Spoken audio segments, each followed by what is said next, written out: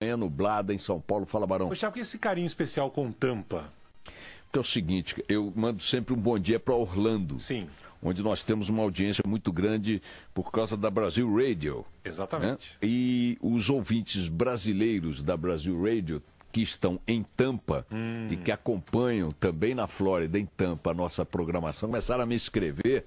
Deve ter lá uma rivalidade qualquer entre Orlando e Tampa. Eu quero entrar nessa briga, né? Senão vai ser Tampa para todo lado. Estão mandando, estou incluindo Tampa também. De vez em quando a gente inclui aqui um Fort Lauderdale. Um Fort Lauderdale aí qualquer. Bom dia, portanto, imagens então daqui a pouco na TV Bandeirantes e no Band News TV, ao vivo aqui dos estúdios da Band News FM em São Paulo. A gente tem muito assunto pingadinho hoje, embora alguns deles bastante graves, remetam a coisas graves, mas estão fragmentados no noticiário. É uma coisa curiosa a gente acompanhar aí esse mosaico, né? Bom, agora sim um bom dia ao vivo para o nosso Luiz Megali, sinal aberto para a TV Bandeirantes. Bom dia, Megali. Bom dia a todos aí no Café com o Jornal. Rafael Colombo também, o nosso abraço. E esses assuntos são diversos. Eu quero começar por um bastante curioso, que é o seguinte, o Globo, a reportagem do Globo, olhando a denúncia, a delação do Funaro, que foi divulgada pela Câmara dos Deputados, abrindo uma crise entre Rodrigo Maia e o Palácio do Planalto, vale dizer, entre o presidente da Câmara e o Palácio do Planalto. Aliás, ontem eu brincava aqui dizendo que essa crise não ia dar em nada, era uma flatulência passageira. Hoje não tem uma linha nas primeiras páginas sobre esse assunto. E confesso que na leitura um pouco rápida que fiz do noticiário político nos jornais de hoje, os principais do país, também não vi uma manchete significativa a respeito do assunto. Perguntar aqui para o nosso Pablo Fernandes se ele viu alguma coisa de Rodrigo Maia, a crise com nada, né? Então, vejam, eu tenho insistido aqui, brincando com os nossos ouvintes, que o Brasília funciona em função de uma lógica própria. O centro do nosso sistema planetário é o Sol. O centro do sistema de Brasília é o umbigo deles. Então é o nosso sistema solar, o deles é umbigal. O sistema umbigal de Brasília gira em torno do umbigo daquela gente maluca. Eu insisto sempre que eles não são da nossa espécie. Eles são compatíveis, talvez, para efeito de reprodução, são com semelhanças físicas, fisiológicas, fonéticas, eles falam como a gente, mas eles não são da espécie humana.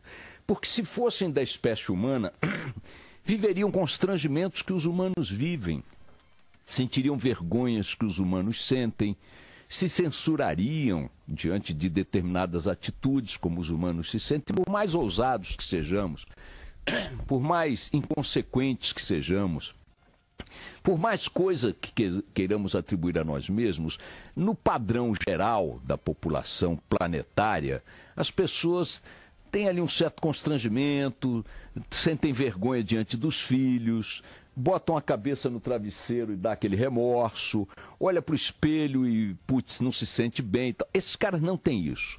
Esses caras, aliás, devo acrescentar, essas senhoras também, não vou negar-lhes empoderamento também no que expõe essas mazelas. E é curioso, porque ontem o grande assunto que eles próprios colocaram no noticiário, e quero incluir nisso a imprensa que cobre a política, e me incluo nisso também, nós damos uma retumbância a essas palhaçadas que o sistema um biológico lá, umbilical, como queiram chamar de Brasília, produz, que é um negócio impressionante. A crise, cadê a crise do Supremo com o Senado? Cadê a crise institucional do Supremo? Cadê os fatos que Brasília tem colocado, vendido para nós como sendo decisivos para nossas vidas, dia após dia, quando, na verdade, não são decisivos sequer para a vida deles, porque é um jogo de cena? Cadê o Rodrigo Maia na iminência de um rompimento com o Palácio do Planalto? Agora vou fazer tudo institucionalmente. Nem 24 horas depois o assunto... Aliás, nem nos telejornais. Ontem, eu não sei, o Jornal da Band ontem teve problema, começou mais tarde, porque caiu o sistema do jornal. Tivemos que contar ali com o talento do nosso José Luiz da Atena, que ficou no ar mais uns 7 minutos, improvisando o texto e tal, coisa que ele faz muito bem. Mas nem o Jornal da Band de ontem, não me lembro de ter feito um registro, e se fez foi tão ligeiro que nem me chamou a atenção. Cadê a crise do Rodrigo Maia? Aí vocês vão dizer, bom, Boixá, mas não tinha importância não. Não, lembre das manchetes de ontem, não estou falando do ano passado, não. E esta é uma sucessão de fatos que nós, jornalistas, aos quais nós jornalistas damos uma grande visibilidade, porque de fato acaba sendo aquilo que eles produzem em Brasília. Se você não olhar para isso, não tem mais nada para olhar por lá, e que não representam absolutamente nada, não resultam em nada, não produzem nada. É flatulência pura.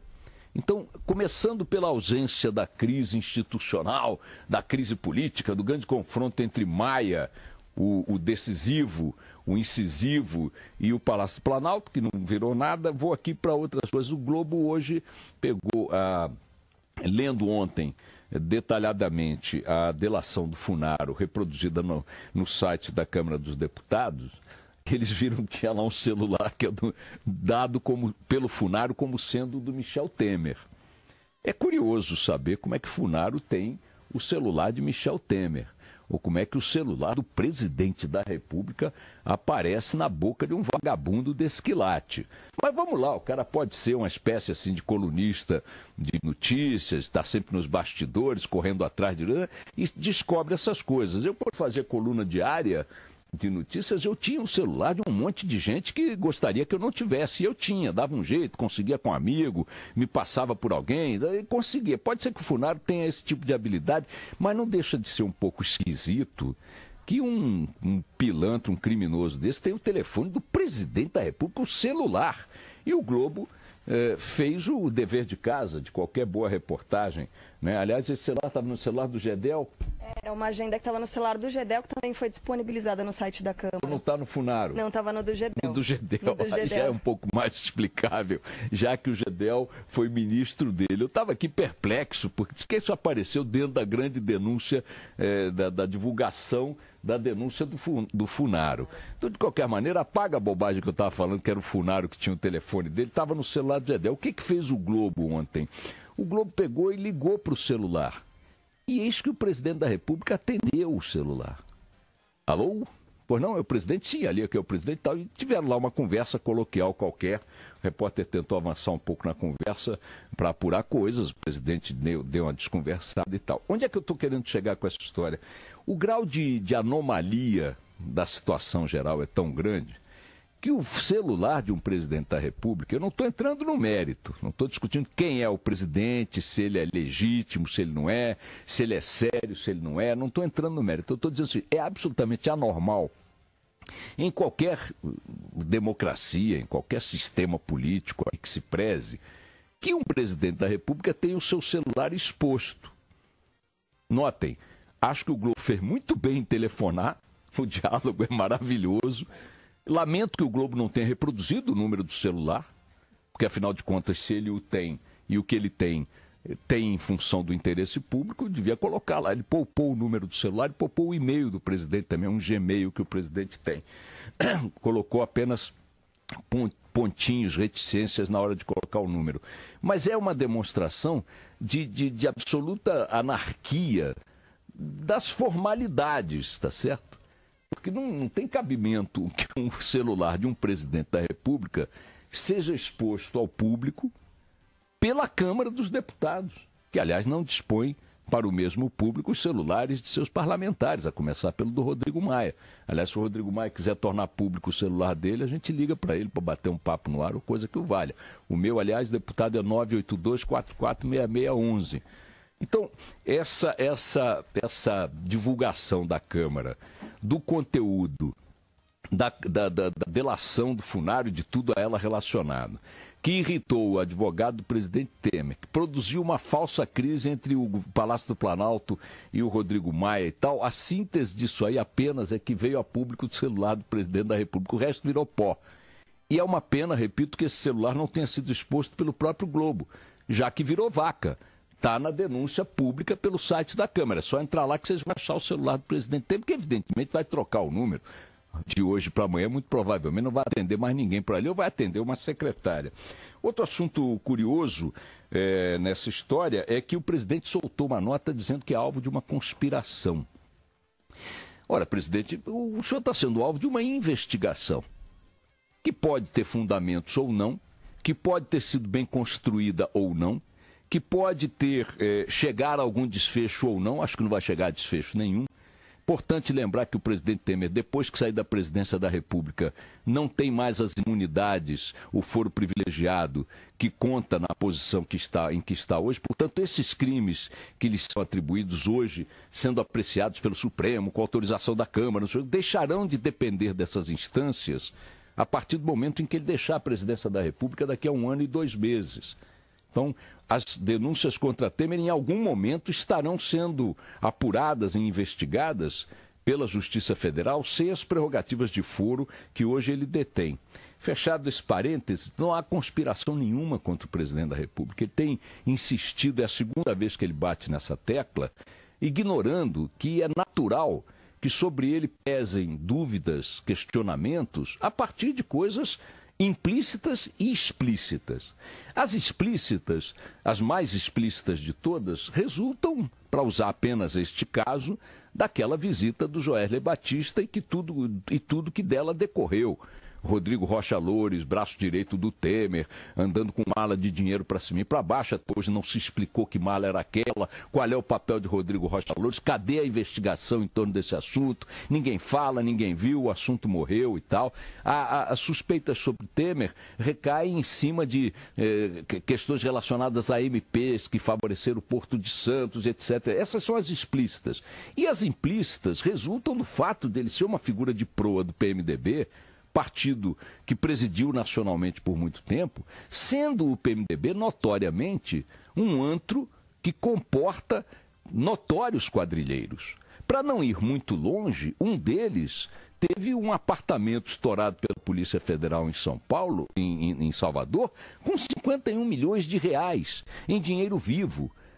Temer era aliado partidário, íntimo nas operações partidárias do Eduardo Cunha, que está preso com notórios crimes cometidos, já provados e tal, contas no exterior, etc. e tal. Então, há uma série de fatos, presidente, que são explícitos e outros que são implícitos. Como é possível que alguém, tendo sido protagonista por tanto tempo de uma organização partidária que mais atua como quadrilha do que como organização partidária, não possa estar sujeito a investigações, ainda que mal elaboradas e mal conduzidas pela Procuradoria-Geral da República? Apontem na PGR as intenções que quiserem, as más intenções que quiserem, as falhas técnicas que quiserem, o objetivo político que bem entenderem, façam as críticas que quiserem às iniciativas de investigação contra Temer, mas elas estão longe de configurar uma conspiração. Não houve conspiração nenhuma. E nem há conspiração nenhuma. A carta do Temer tenta, claro, manter ali o que for possível, visando a votação pela Câmara da segunda denúncia contra ele, que eu insisto, continuo achando que vai ser arquivada com folga de votos. O grande assunto hoje do dia, para não ficar fora da agenda do momento, é o que o Senado vai fazer em relação a Aécio Neves. Há várias hipóteses. Vai para a votação e ele perde, fica sem um mandato, continua afastado do mandato, vai para a votação e ele ganha, recupera o mandato. A sessão é adiada por razões quaisquer do Senado, ou o próprio partido dele, o PSDB, consegue uma liminar no Supremo Tribunal Federal, ou um entendimento do Supremo Tribunal Federal em recurso que está admitindo apresentar à Suprema Corte para desclassificar a decisão lá da primeira turma que afastou Aécio do seu mandato. Seja como for, o Senado hoje vive uma prova de fogo perante a opinião pública. Quer adiando, quer devolvendo o mandato, terá que explicar as motivações que o inspiram nesse tipo de atitude, tendo chegado a Aécio Neves ao grau de envolvimento com ações notoriamente suspeitas como chegou. Caçando Aécio ou mantendo Aécio afastado, devolve a batata quente para o Supremo, que terá que dar andamento ao processo para ver se efetiva isso ou não, que outros desdobramentos isso vai produzir. O fato é que temos...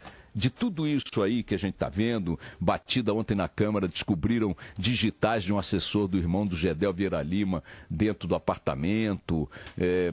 Cada vez mais, o irmão do Gedel, o deputado Lúcio Vieira Lima, a Polícia Federal divulgou que ele tinha a chave do apartamento. Então, esse escândalo aí está caminhando, a conspiração do Temer está aí, ele não sei o quê, a conspiração inexistente, a crise com o Rodrigo Maia não passou de nada, a agenda secreta do presidente, agora o Gabinete de Segurança Institucional não vai mais divulgar a agenda de visitas ao Palácio Jaburu e ao Palácio da Alvorada. É um negócio impressionante, um presidente da República cuja agenda é mantida em segredo.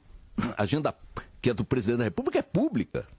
Não tem como ser secreta, exceto com assuntos específicos, muito pontuais, que não a agenda inteira. O Gabinete de Segurança Institucional, que, aliás, divulgou a agenda de Dilma quando lhe foi solicitada, agora nega a agenda de Temer, aliás, ao próprio Globo que vinha solicitando, para saber quem esteve ou quem costuma estar com o presidente. Questões de segurança e tal, bababá. Tirando tudo isso aí, o que interessa hoje é saber que papel o Senado vai desempenhar na questão de Aécio Neves. O adiamento tem o mesmo peso moral do que não entrar no mérito dos escândalos em que Aécio se envolveu. O afastamento do mandato seria a consequência natural da gravidade dos atos envolvendo Aécio Neves recentemente, de poucos meses para cá. Vamos ver se o Senado vai amarelar. Daqui a pouco o Rodrigo Orengo traz o panorama para nós.